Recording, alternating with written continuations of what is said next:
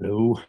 All right, so last time I gave a definition, I'm going to rewrite it just to make sure I got it right, because I think I might have neglected to include an important part. And that was the definition of a completion. And so let me write it out.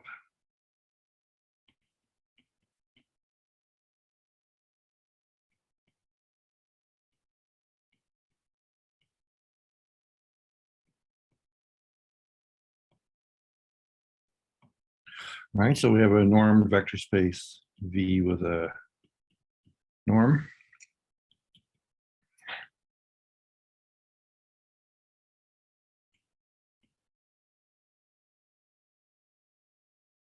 And so the completion of a normed vector space is a normed vector space.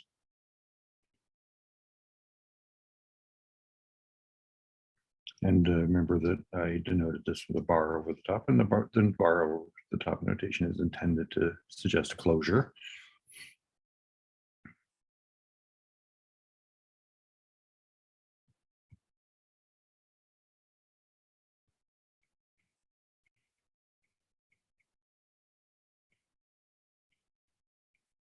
And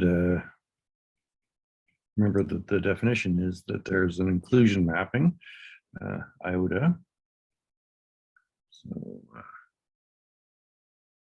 a linear injection. Okay, so a linear one-to-one mapping, iota, from V into V bar. And so you remember that allowed us to think of V as a subspace of V bar. And then some properties said hold. And the first property was that the inclusion mapping iota is norm preserving. And so if you take a vector V in here and include it into V bar and then take its norm, so this has to be the bar norm, is the same as the norm of the vector V. All right, and then the other property is also important, and it says that if I take a vector little v bar in V bar, then V bar, which is in here, can be approximated by a sequence in V.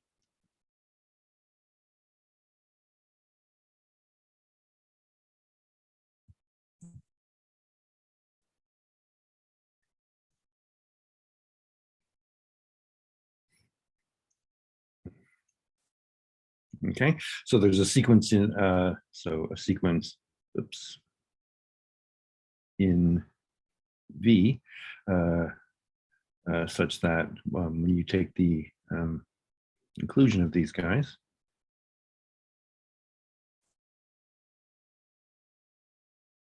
that that sequence now in V bar converges to little V bar.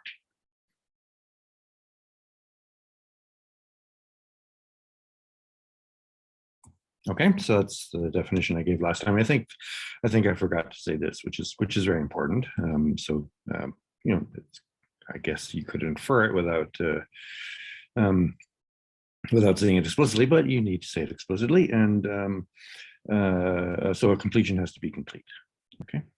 All right. So I talked about what these at length last time about how you should think about what the inclusion means, and how you should think about the meaning of these conditions. Okay. All right, so at the end of the last lecture, I stated a theorem which I said we are going to prove today, and we will. But before we do that, I want to think about the notion of completion in a setting which is familiar to you. Okay. All right.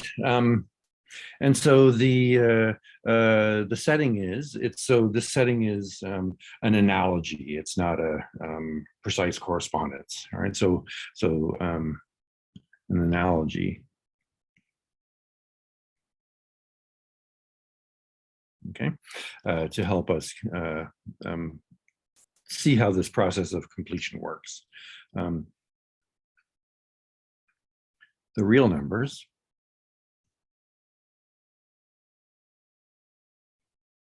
are the completion of the rational numbers.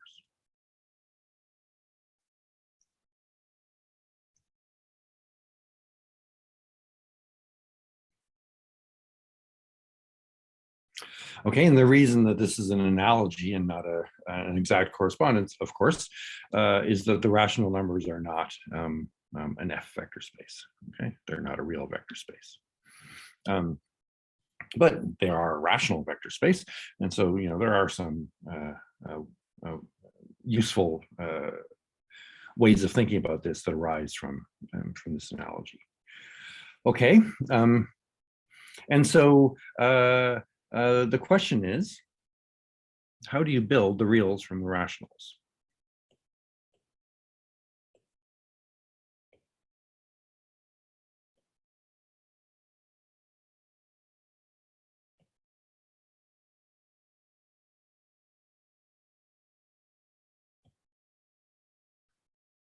Okay. So there's a few different standard ways of doing this, and I'm going to work with one, which I think is the most intuitive, in the sense that it corresponds to how, as children, we think of how this process works. Okay, and I don't want to go through and mathematically write down how this process works, because actually I'm going to repeat it when I sort of sketch the proof of the theorem about the existence of a completion of a normed vector space. So I'm just going to chat about this. Okay, and so you can think of a real number as being approximated by just sort of accepting for the moment that we know what a real number is intuitively. You can think of a real number as being something which is a limit of rationals, right? So for example, the Euler constant E can be thought of as a rational in a limit of rationals in a couple of ways. Here's two.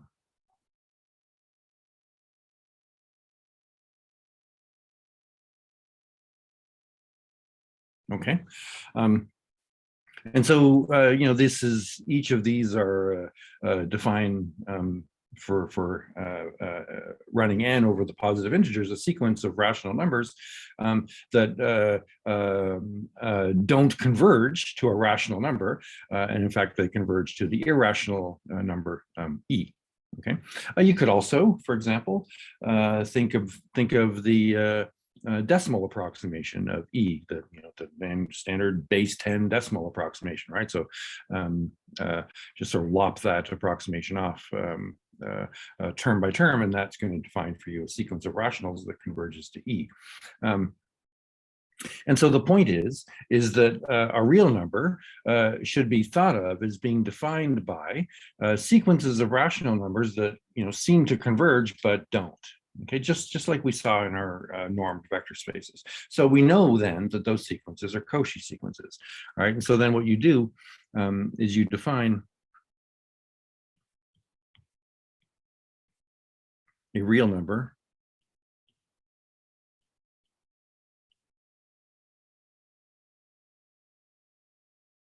to be an equivalence class of Cauchy sequences.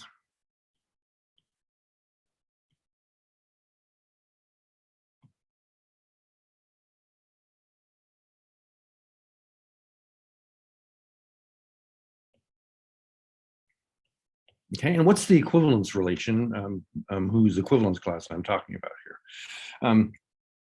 Well, the equivalence relation is that the tails of each of two Cauchy sequences should get close to each other. Okay, and again, I'm not going to mathematically write that down because I'm going to do it in the normed vector space case here in a second. But the idea is that for as very u very n, there's a Cauchy sequence. There's another Cauchy sequence, and these Cauchy sequences are sequences are equivalent in the sense that as n gets large, this number and this number don't differ very much. And similarly, if you were to include in the list of rational approximations of E, its decimal approximation, that would also have the same property, that the decimal approximation would get closer as the number of terms get larger and larger to both of these Cauchy sequences of rational numbers. Okay, and so the idea is you define a real number to be an equivalence class in that sense. Okay. And so, and a representative of the equivalence class is just a particular sequence that will converge to that real number. Okay, and so essentially, what you do is you define, as I say, the real numbers to be this set of equivalence classes, and then what you have to do is you have to show some things, right? So you have to show that the real numbers are complete.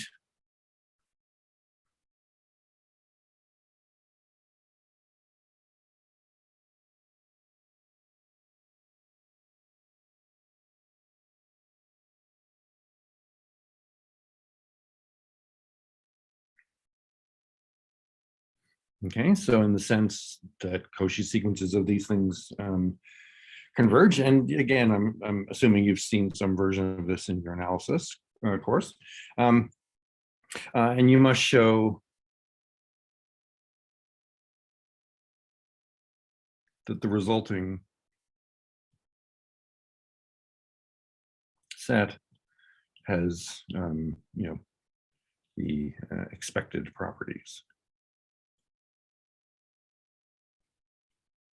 And I really mean the expected structure.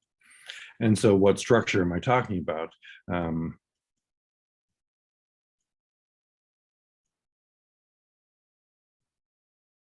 The structure of a normed field.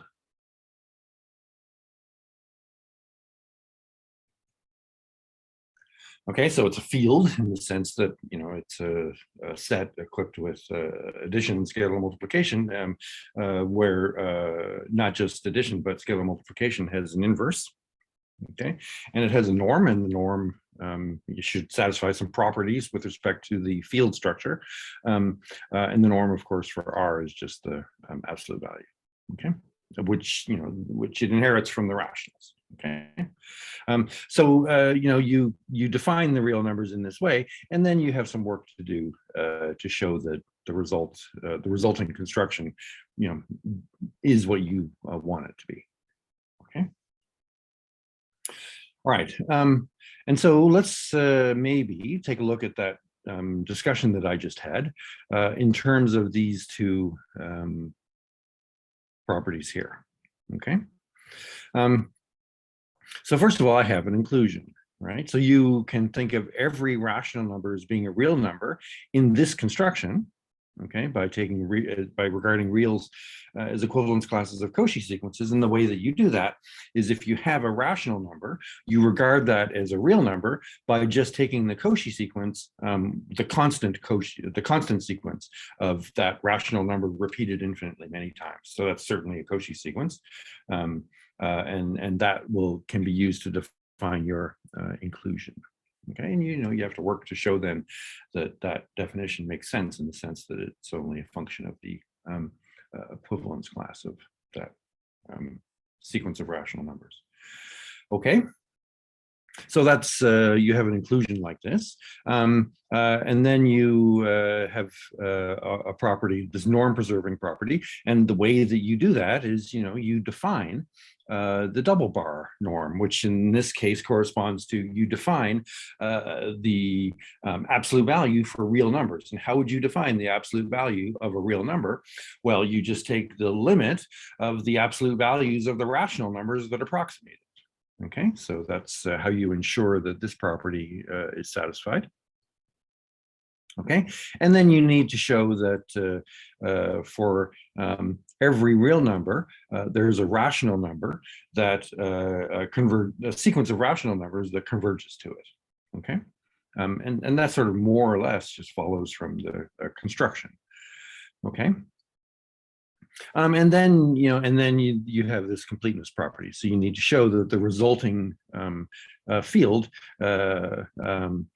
is complete. Okay. All right. It's also maybe worth thinking about this part of the definition at this point. Okay, because if you were to omit this part of the definition, all right, then thinking about the case of building the reals from the rationals, this omitting this part of the definition destroys uniqueness. Okay. And so, for example, if you were to build a completion of the rationals without requiring a condition like that, then, for example, the complex numbers would satisfy the condition of being a completion of Q. The complex numbers are complete. Okay, you have an inclusion of rational numbers into the complex numbers, right? So you just take the complex number whose imaginary part is 0 and whose real part is your rational number. That defines your inclusion. The complex modulus agrees with the absolute value on the rationals, so condition 1 is satisfied. Okay, but you would not want to include the C, the complex numbers, as being a completion of Q, and the reason is that this condition is not satisfied. Right, so C is too big is the problem, because if you take any complex number, it's say the complex number square root of -1. Then there's definitely not a sequence of rational numbers, which when you include them in the complex numbers converges to the square root of -1, because the rational numbers are only capable of converging to a number whose imaginary part is 0. Okay. So that explains why this is important. So your space has to be big enough to be complete, okay, but not too big so that it doesn't satisfy condition 2. And so as I say, it's condition 2 that kind of gives you the uniqueness of the completion. Okay. All right. So the theorem that I stated at the end of last time, and so we're going to sketch a proof of the theorem. We're not going to go through all the details because there's a lot of details and they are not that difficult. So the hard part is the construction, not the proof.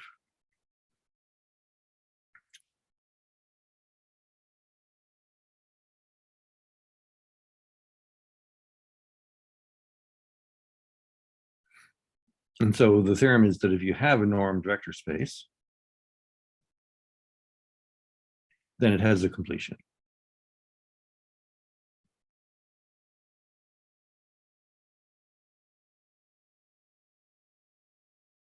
And moreover,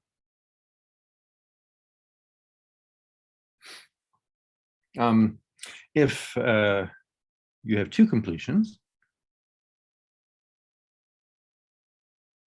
and so again, I'll do like I did last time, and I'll denote these completions like this.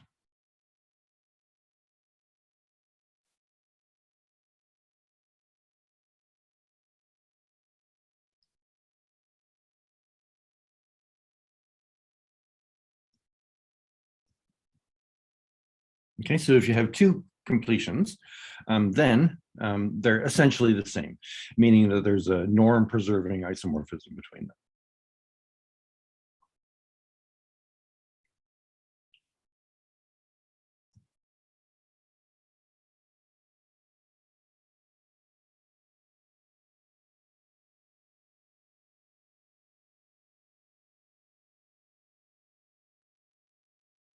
Let's say an linear isomorphism alpha from V bar into V double bar, such that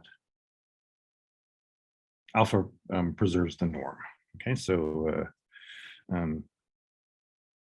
alpha of V double bar is equal to V bar. It's true for every V in well, let me put a bar in the V to indicate that it's in V bar, not in V. Okay. All right. So basically what I'm going to do is I'm going to do the process that I chatted about, and I'm just going to fill in a few more of the details. Not all of the details, but a few more of them. Okay. So denote by CS of V the set of Cauchy sequences.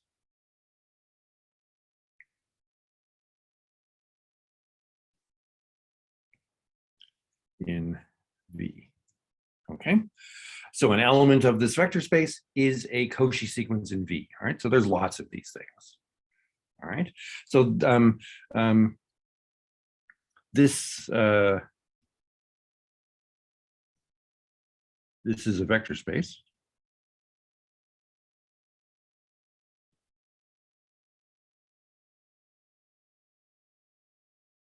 Okay.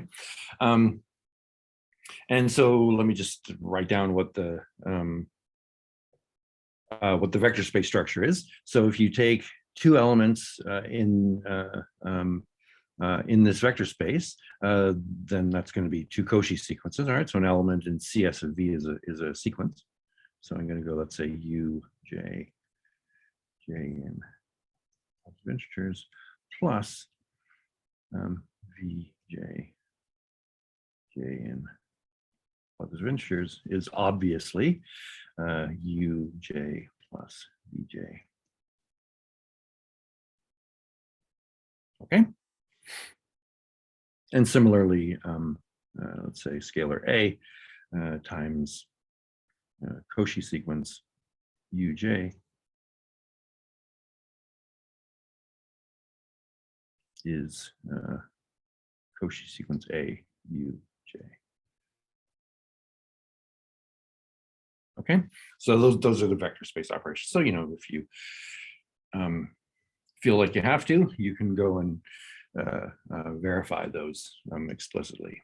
That these two operations define a vector space structure, right? So there's a bunch of tedious, absolutely uninspiring work to do if you wish to prove that. Okay, good. So now define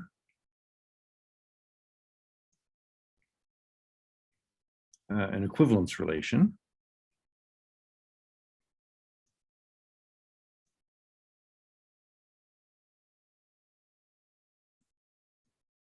which I'll just write as tilde V on this vector space of Cauchy sequences by requiring that the Cauchy sequence Uj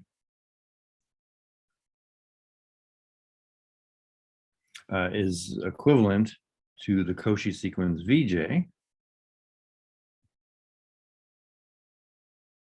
if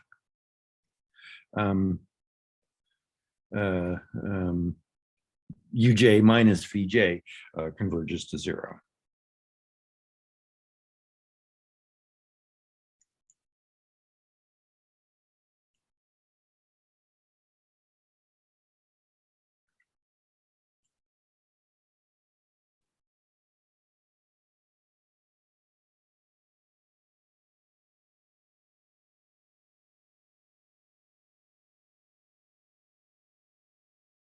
Okay. All right. So notice that this does not mean that these sequences themselves converge, right? It just means that their difference converges to 0. And so this is the idea that I mentioned in my analogy above, that two sequences of rationals should be thought of as being the same or equivalent when their tails get close to one another, right? That's what this is saying, is that this sequence converges to 0.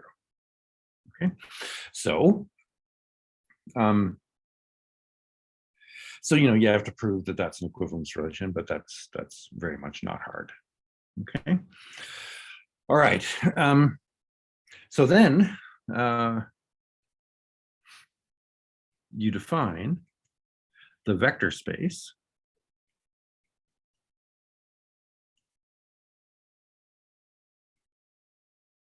v bar to be equal to the set of equivalence classes associated to this equivalence relation, right?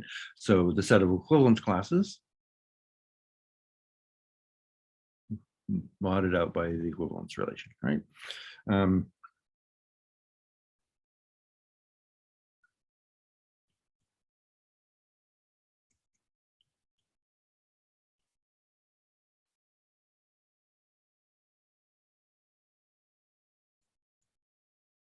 Okay. All right, so, I've already said something that needs to be verified, right? I need to verify that that's a vector space, okay? The vector space structure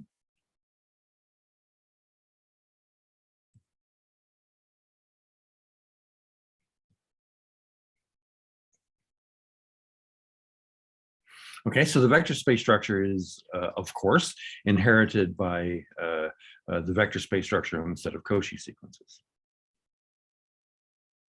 Okay, so I'll write it down, but I'm not going to verify that it makes sense. All right, so the definition of the vector space structures is that if I take an equivalence class of Cauchy sequences, which equivalence class I will denote by putting square brackets around it in the usual sense.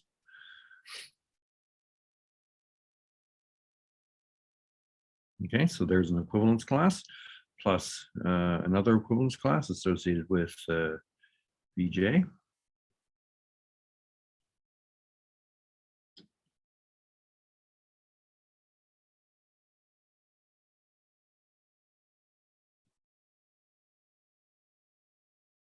Okay.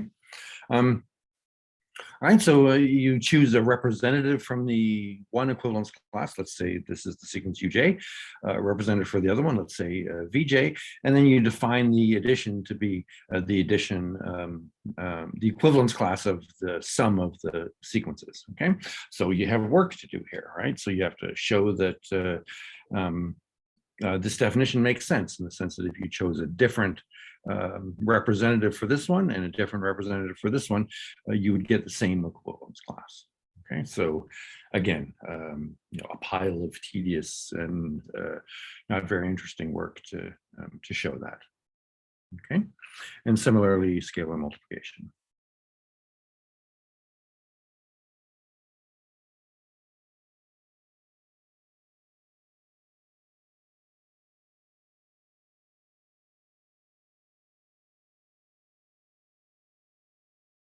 Okay, so that's the vector space structure. Okay, modulo the effort that you have to do to show that that's well defined. All right, now the completion then it must also be a normed vector space. So you need also to define the norm. And so before I get to that, I should make sure that I indicate how you define that inclusion. Okay, so define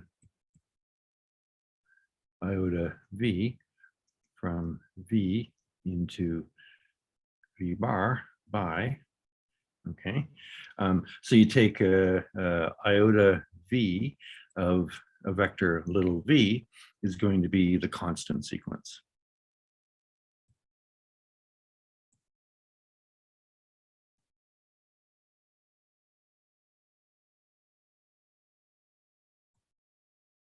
Okay. So the sequence Vj, where every element in the sequence Vj is equal to the same vector v. Okay, so that defines my inclusion. So, you have work to do here too. You have to prove that this thing is a linear injection. Okay, all right, but you can do that. All right. Okay, so now we can define the norm v bar. Oh, sorry, the norm with a bar on top.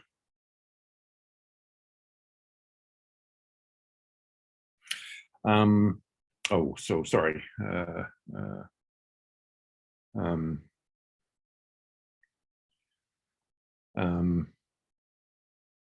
Okay, so I'm going to take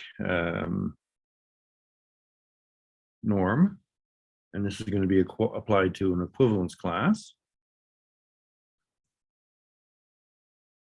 like so. Okay, so with a bar on top. All right, so how am I going to define that norm? Well, again, there's kind of an obvious way to do that. And that would be, now I have the sequence in V, okay? So I can take the norm of the vectors in V, and I'm just going to take the limit as j goes to infinity of those. Okay, so it's the limit as j goes to infinity norm uj. Okay. All right, so again, you have things to do. Does this limit exist? Okay, so to show that that limit exists, you show that this thing is a Cauchy sequence, and that's a Cauchy sequence because those form a Cauchy sequence. All right, and then you should show that this definition of norm is independent of the representative that you choose for the equivalence class. So again, a bunch of not very interesting work to do to show that. Okay. All right, so then one can show that V bar norm bar is a completion of V. Okay. All right. And then you have to show the uniqueness property, which is that if you take two completions, then they're isomorphic. And let me not sort of go through the details of how you show that, but if you think about it for a second, it's more or less clear. How do you construct the isomorphism? So if V bar norm bar and V double bar norm double bar are completions. Okay. To define a linear isomorphism,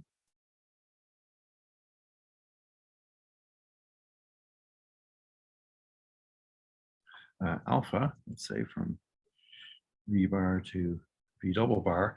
If you think about it for a second, there's an obvious way of doing that. Okay, let V bar be in V bar, and let Vj be a sequence in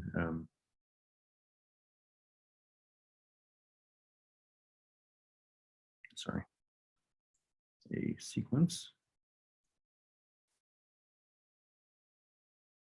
in V such that V bar is the limit as j goes to infinity iota V. And I'm going to put a bar on this to indicate that this is the inclusion associated with the single barred completion, because there's also going to be an inclusion coming from the double barred completion. Okay, so I know that such a sequence Vj exists by definition of completion. Okay, and so given a V bar, I can find this sequence. Okay, then define alpha of V bar to be the limit as j goes to infinity iota V double bar, right? So that's the inclusion from V into V double bar, coming from the fact that V double bar is an inclusion of Vj. Okay, so if you think about these constructions, all of them are kind of natural, and then once you have the construction, then you have to prove that everything makes sense. And so here there's work to do because you have to show that this definition of alpha doesn't depend on the sequence that you chose that converges to V bar. Okay, so there's just all kinds of tedium to do to make this work out. There's other ways of constructing completions that are more abstract and don't require sort of working out by hand all of that stuff. But I think this one's the most intuitive. Okay, so up to the fact that you have to check a bunch of stuff, that's the proof of the theorem. Okay. All right, so that's the very important notion of completion. Okay, now let's look at our examples. Okay, so we had these examples of incomplete normed vector spaces.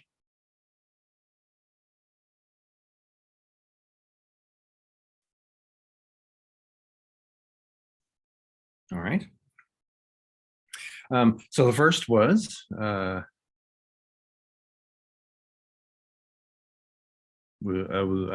space of eventually zero sequences with the infinity norm.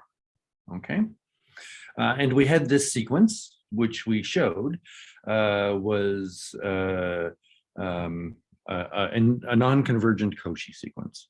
Okay, so let me quickly sketch what the sequence is, not sort of fill everything out, but just so we can remind ourselves what it looked like. Okay, so the first term in the sequence had a value 1, and then it was 0 always. And then the second one had value 1, then value 1/2, and then 0. The third one had value 1, value 1/2, value 1/3, and then 0. Okay. And again, it was clear that the thing that you want to add to the completion in order to guarantee that this sequence converged is simply the sequence 1 over j, right? So 1, 1 over 2, 1 over 3, 1 over 4, and so on. Okay. So then the question becomes, what is the completion? So in other words, what is the description of all of the possible sequences, if indeed the description is, in fact, a collection of sequences, which describes the completion of this thing? And so it's not hard to guess here that what you need to add is you need to add in every sequence which converges to 0.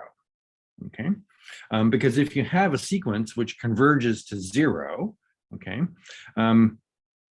then you can see that there's going to be a natural process of building a sequence from here that will converge to it. Okay, and so let's kind of see how that goes.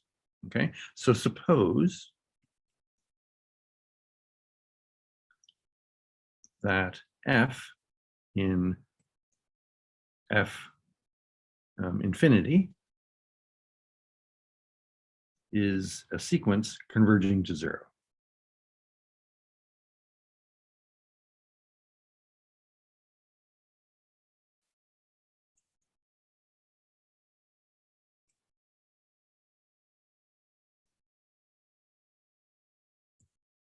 Okay, so this is not, of course, necessarily going to be an element of this space of sequences, because in this space of sequences, the sequences don't converge to 0. They are, after some finite number of terms, identically 0. Okay, now by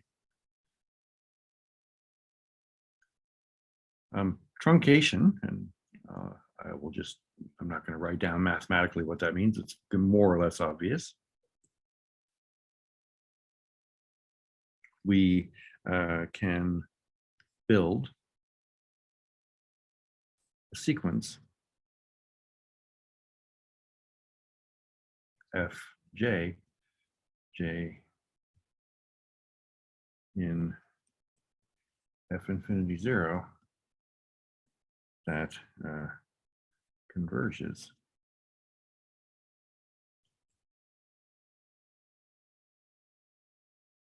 to f in the infinity norm. Okay, and truncation is exactly this, process that I'm kind of describing up here, right?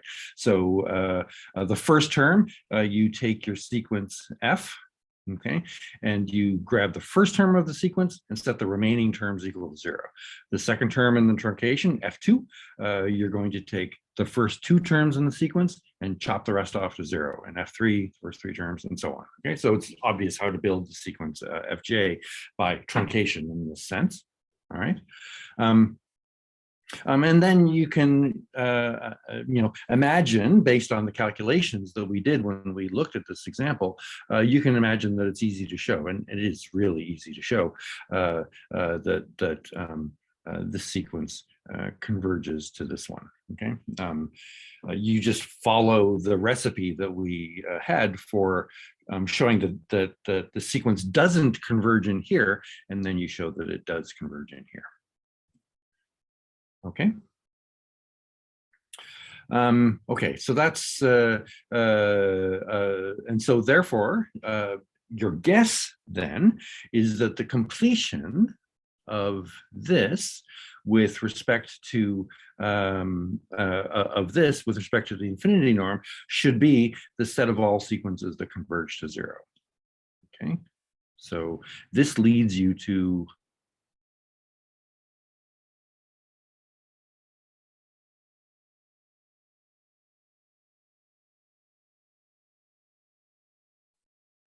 that a completions are not unique.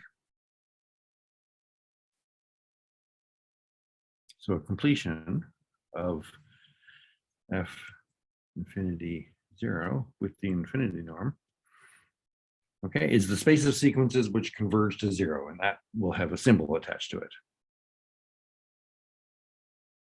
And it's little c0. I'm going to write it as little c0 of f. Okay, so this thing's going to come up and it's going to be important for us. Okay, so this is exactly the thing that I just described above. The set of sequences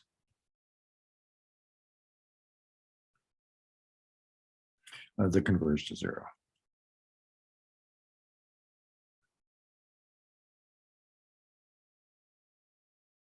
Okay, so now, okay, so what have you done? You've kind of reasoned based on your understanding of how this thing was not complete. You've reasoned out what these seems like a good choice of a completion should be. Okay, so then you have to prove that.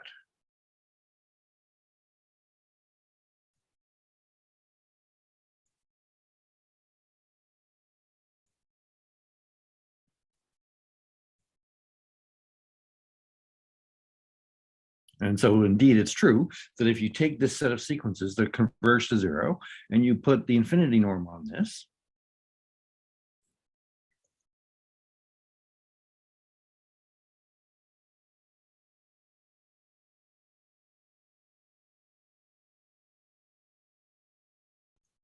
then you get a completion of the thing you started with. Okay, and so notice that the infinity norm here makes sense. So in other words, it's finite valued because if you have a sequence that converges to 0, then that sequence will certainly be bounded. So after some finite number of terms, for example, it will be less than 1. Okay.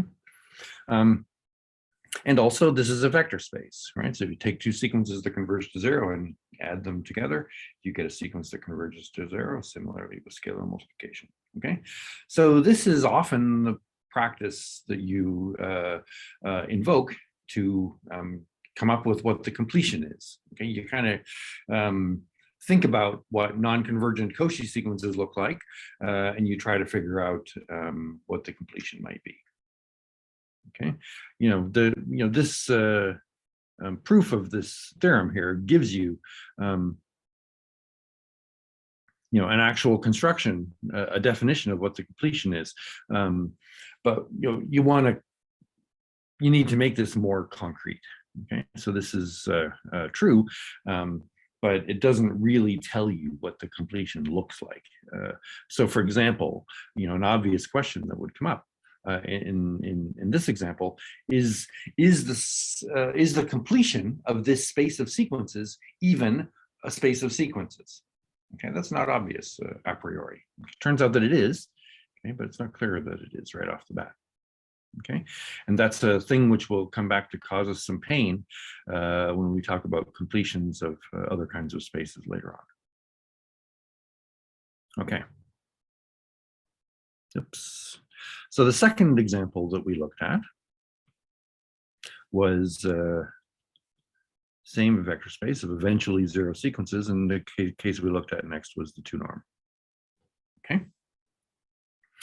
All right, and so again we had this exact same Cauchy sequence, F1, F2, F3, which didn't converge. Okay, now okay, you have to think a little differently about what the completion is going to be, because you could just as easily here guess that this is the completion. Okay. The problem with this as a completion is that it's too big. Okay, so it's not going to be the case that if you take a sequence in here, that you can always find a sequence in here that converges to it in the 2 norm. Okay, and so an example of that. Okay, so there's a process here. So I want to kind of try to outline what the kind of trial and error process is for coming up with the completion. Okay, so one might guess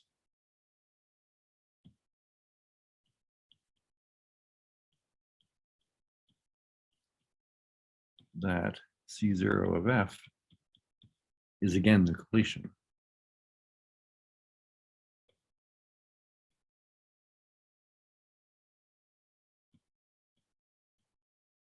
Okay, but it's not.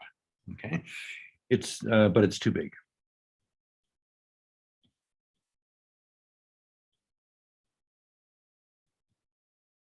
Okay, and what do I mean by too big? I mean there are sequences that converge to 0 that cannot be approximated.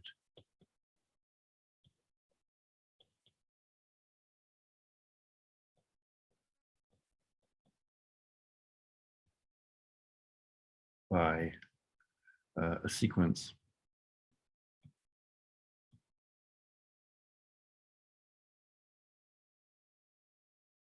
in F infinity 0 in the 2 norm.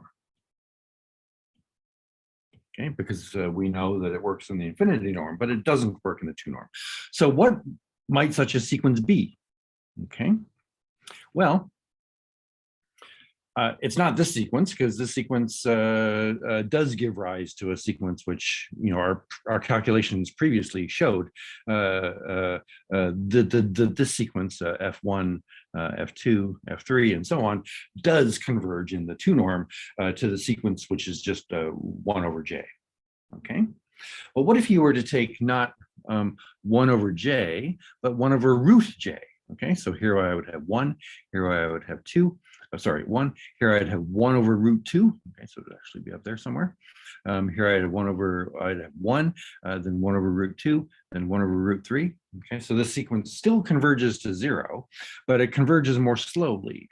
And if you so you can then see that the resulting sequence of 1 over root 2, 1 over root 2, 1 over root 3, that sequence is not a Cauchy sequence in the 2 norm.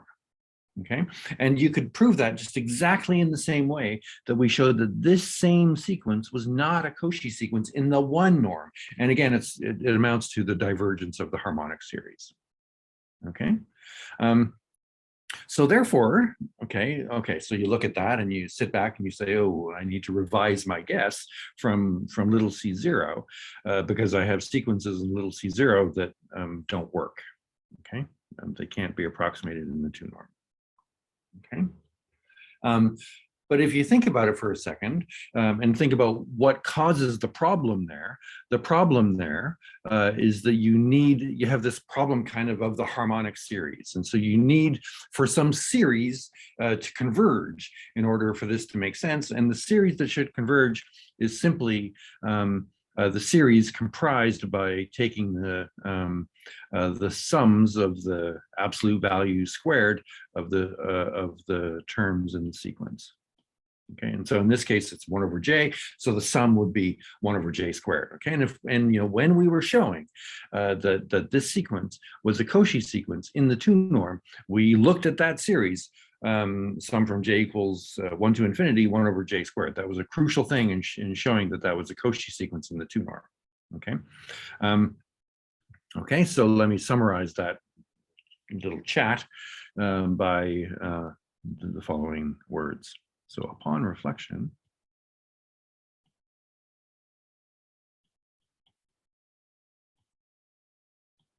one may guess that completion of f infinity 0 with the 2 norm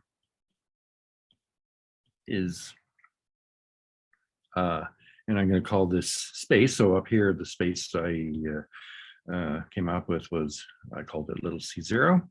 It's not, I call it that, everybody calls it that. Okay, is little L2 of f.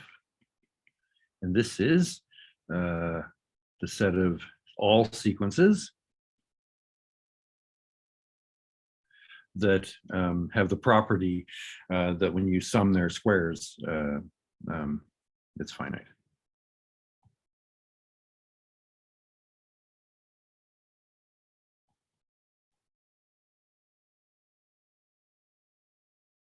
Okay, all right, so it's the space this with the norm.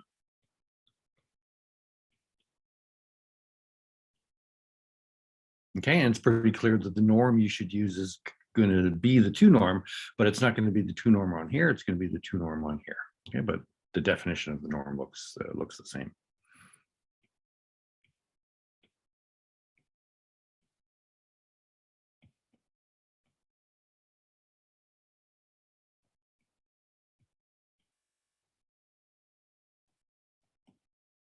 All right, and so you see here that in fact, the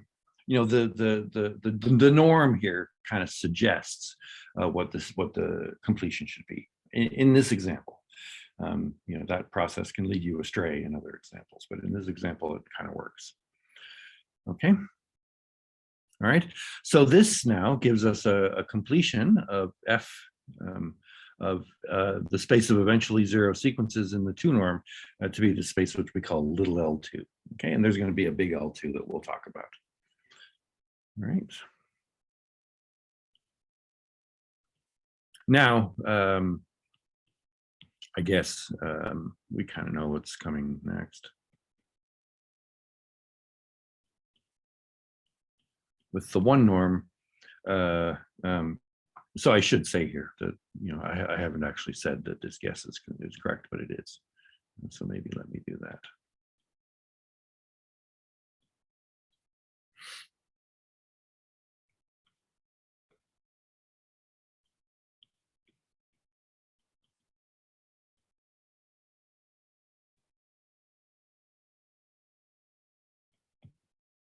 Okay. So then the next thing that we look at is the same space of eventually 0 sequences with the 1 norm. And so now let me just cut to the chase. So the completion is L1 F. And this is a set of sequences whose 1 norm is finite.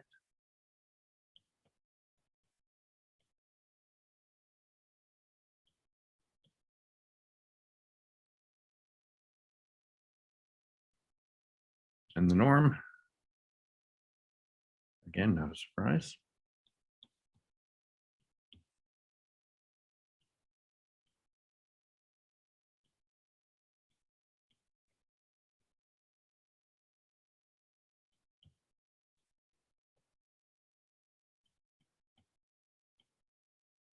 Okay. All right. So those are the completions of the three examples of non-complete vector spaces that we looked at, and I tried to give you some sense of how you go about kind of reasoning out what the completion is in this case. And in some cases you can do that. In other cases you can reason towards something or not, but that doesn't guarantee that the thing you've reasoned towards is correct, and you actually have to prove that it is. And again, we're going to see a rather extravagant example of that phenomenon later. Okay, and then just while we're here, let's maybe, if you take the space of eventually zero sequences with the p norm, which I defined, then the completion. So this covers p equals 1 and 2 as special cases. But you get the space little lp. And we're mostly going to be interested in little l1 and little l2, but nevertheless.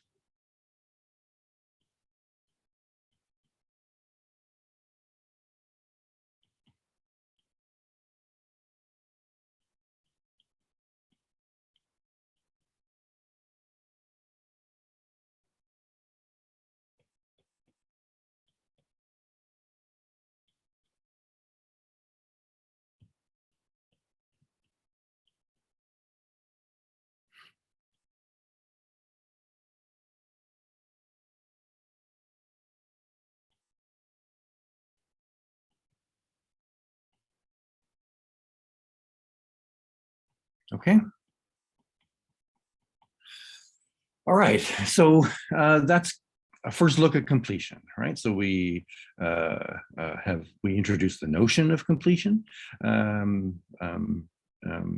sort of sketched a proof of the existence and uniqueness of completions, and then looked at completions of some simple incomplete normed vector spaces. Okay. So one of the things that we're going to see all right, so what I've done here in consequence of this discussion is I've introduced four, I guess, a bunch of new spaces. One is little c0, and then the other one is basically LP with P here, of course, as always, goes from 1 to infinity. I may omit that sometimes, but I always mean to include that in this course. Okay. Right, so we have the little c0 spaces and the little LP spaces is the point. Okay, and these are complete normed vector spaces. Okay, and they're different. All right, so it's one of the things you can think about is how do you relate these spaces with each other. Okay, so that's something that and along with a whole bunch of other things that we're going to pick up talking about next time.